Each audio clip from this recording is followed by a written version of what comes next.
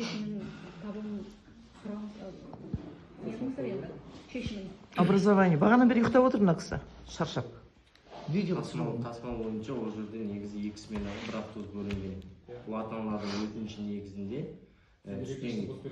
жоқ, бір автобус бөлінгенде 2 сменаға. Ол жерден 28 өткен оқу жылында 28 оқушы, осы оқу жылында 36 оқушы тасмал бағылды. Ата-ананың өтініші негізінде жаңа бір автобус 2 рет қатынап. Ал 2 смена болатын болса, бір автобус жеткілікті. Сондықтан ата-ана түстен кейін біз баламызды аламаймыз кеш болғандықтан деп таңертеңгі сменаға ауыстырылған. Сондықтан таңертең 7:30-да бір жүреді, 8:30-да екінші рет жүреді. Бір автобус 2 рет тасымалдайды. Сәйкес.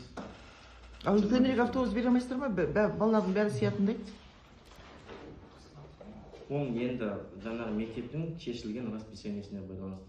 Ал негізінде Ерте барып қояды да, негізінде қарасаңыздар, сіздерде 2 смена бар. Сіздердің өтініштеріңіздің негізінде сол оқушыларды бірінші сменаға көшіріп отыр. Ал егер олай болмайтын болса, мысалға план бойынша оқытылатын болса, таңертеңгі сменаға жеткілікті, түстен кейін сменаға жеткілікті болады.